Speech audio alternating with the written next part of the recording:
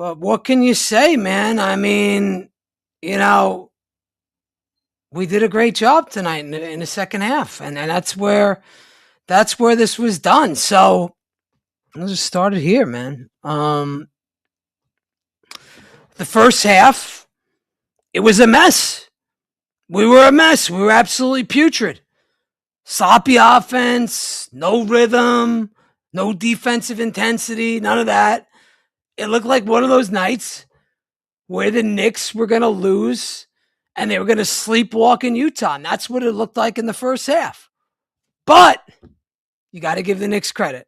In the second half, at the end of that third quarter, all right, the Knicks flipped the switch. And we dominated the basketball game with about 3 minutes left in that second quarter, okay? In that third quarter.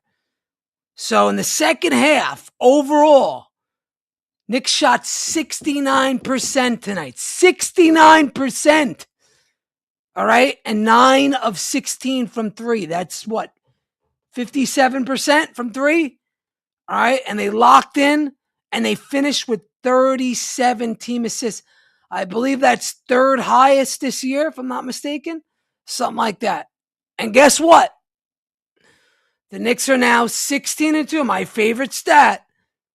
When you get over 30 assists, when the Knicks record over 30 assists, it's almost an automatic win. So we moved to 16-2 on the season with 30 plus assists. And that tells you everything you need to know about the team. When the ball moves, when everybody eats, the Knicks are extremely hard to beat. And that's it. It's as simple as that. Simple as that. And the story of the game, ball movement. Ball movement, ball movement. It all happened in the second half. Okay? That's how we got the 37 team assists. We were playing hero ball in that first half. Didn't look good. Isolation ball, not looking good. Very stagnant. But in the second half, a light went off. And we had constant ball movement and trust. And when this team plays like that, you start getting open threes. You start getting easy cuts. You get transition hoops, which we saw. Points off of turnovers. Second chance points. And just constant ball movement and constant trust. And you had that. And you had that in the bench. You had that off the bench in particular. Because Brunson wasn't that good in the first half. He was pretty bad. And when this team plays like that, you start getting those open threes and the easy cuts and the points in transition. The game gets out of reach, and it gets out of reach real quick. And that's how we won by 17 points.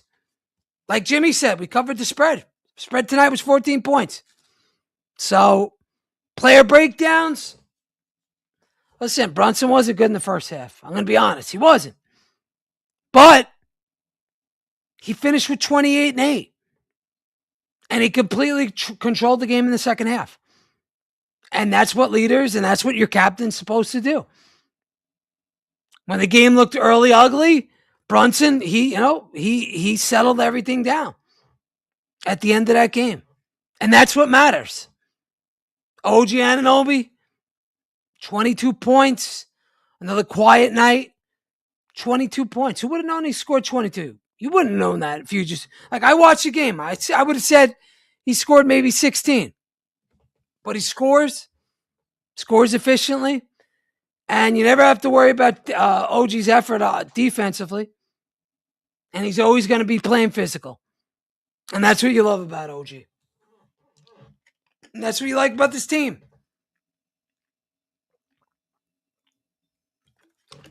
And then there's Cat. He had 21 and 7. Solid. Efficient. Didn't force anything. He just let the offense come to him. He shot his shots and he made his shots. Good job by him. And the biggest story of the game, player of the game, Jordan Clarkson. This was the big one. 27 points and 5 offensive rebounds. That's how we got our second chance points. Best game of the season by Jordan Clarkson by far. Now, if you want to say maybe the cup game, you want to throw that in because it was worth more, it wasn't against Utah, okay.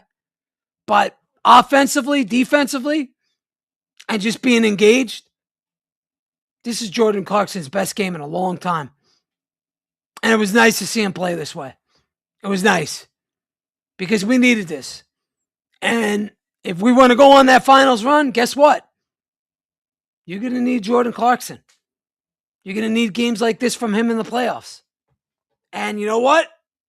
We might get it. Might get a game here and there. You never know.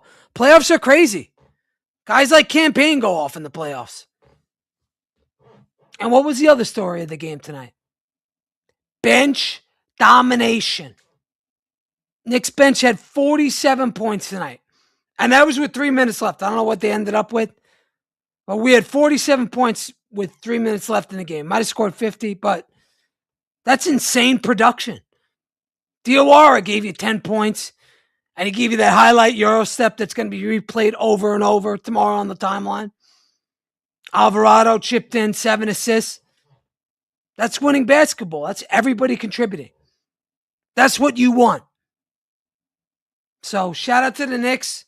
Shout out to their bench. And let's not forget about the big dog, Mitchell Robinson. Mitch doing Mitch things.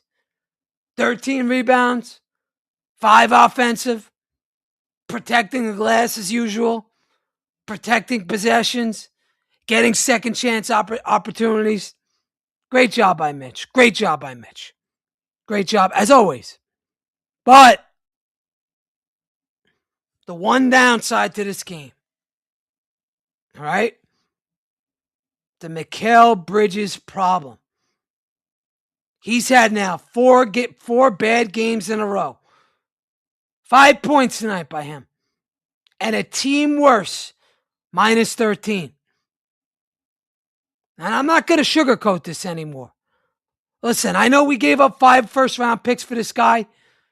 And right now, he looks like a role player. He has to be better. He has to be way more aggressive. He has to be way more impactful. Because nights like this from Bridges cannot happen in the playoffs. It can't. If it happens, we're screwed. We're done. We're not going anywhere. So I'm going to hold Jordan Clarkson accountable. Bad game. Do better. I'm not going to put up the picks because we all know what we gave up for him. But 5 points. What do you have the last 2 games? 7? Inefficient. Letting his guys score on him. Not good.